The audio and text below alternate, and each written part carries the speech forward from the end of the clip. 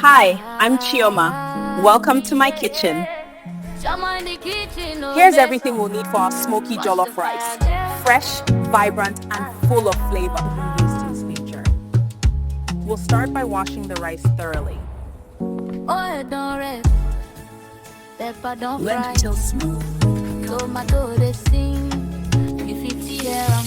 Let's heat the oil just right. Listen to that sizzle. The flavor starts here. Adding stock makes it rich and flavorful.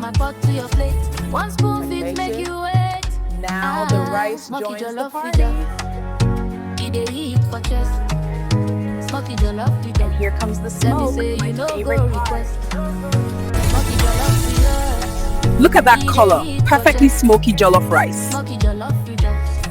Smoky, rich, and perfectly cooked. Let's serve.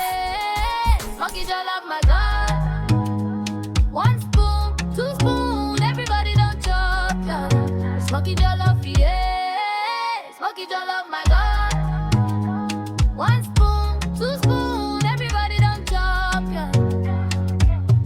Respect the smoke. Chioma cook this guy.